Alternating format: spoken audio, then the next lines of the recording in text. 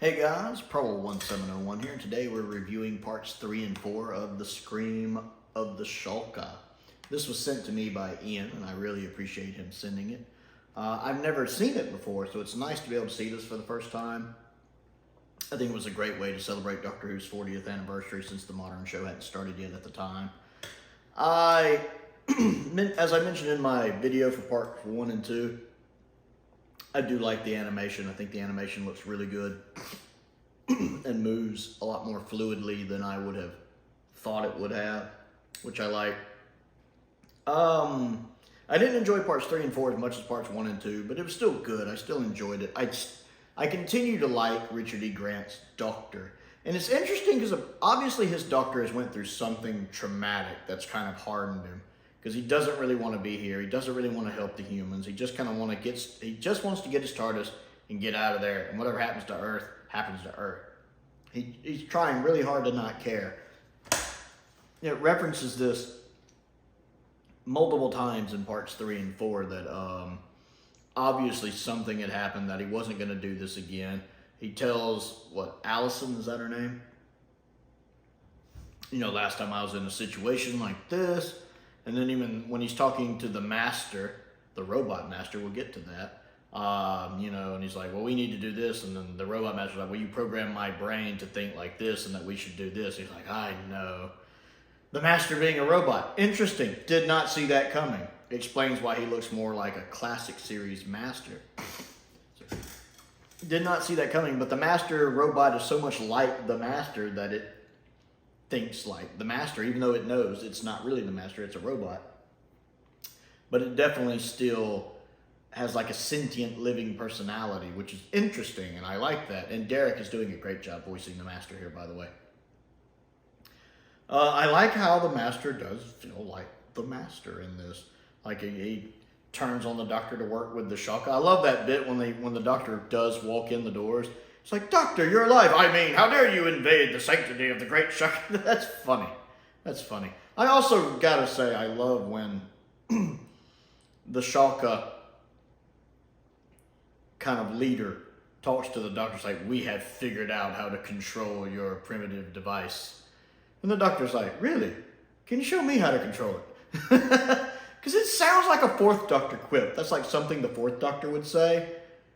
But this Doctor still says it in that very stoic Capaldi manner, that Leslie Nielsen deadpan manner that he does. So I like his Doctor because he has those little witty quips that he gives. But they're just done in that deadpan delivery. And I love it. I completely love it. Really enjoying his Doctor.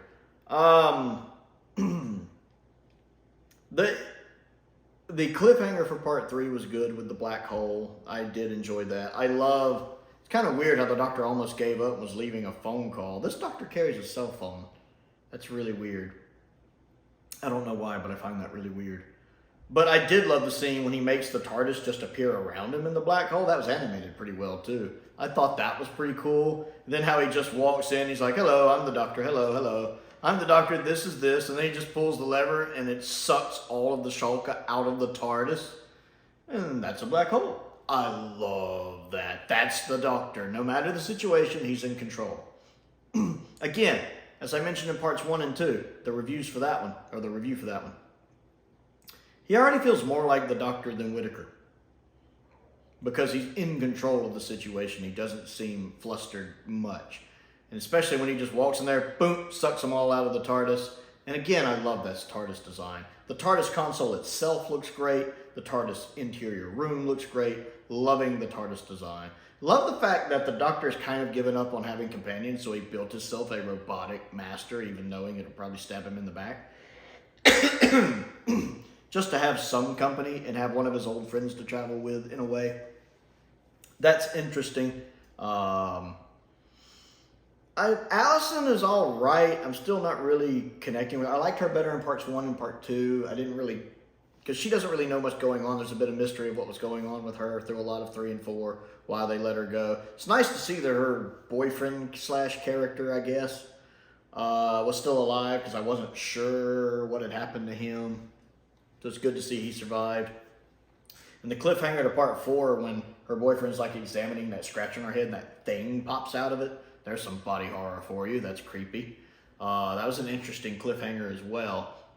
So yeah, I liked parts 3 and part 4. They weren't as good as the first 2 parts, but it's nice. It's moving the story along. And again, I really like Richard's doctor a lot. So that's really selling me on it. And again, I enjoyed the animation. So thus far, 2/3 of the way in, I like it. The episodes are, I didn't know before I watched this what format it was in. If it was an episodic format, if it was just one movie. I wasn't really sure how it was done.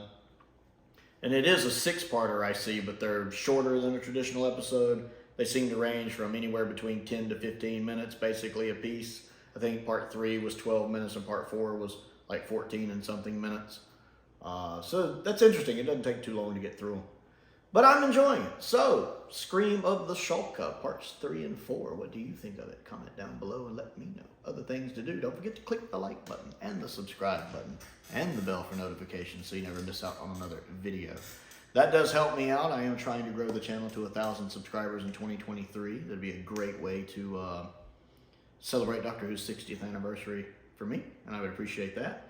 It's great reviewing this on what is basically the 20th anniversary of this adventure since it came out in 2003. I also have a Patreon if you would like to support me that way.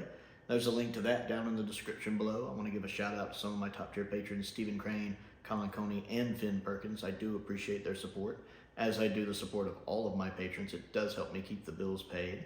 I also have a link to my Amazon wish list down there as well, which is actually where this was. This was on the Amazon wish list. I appreciate Ian sending it.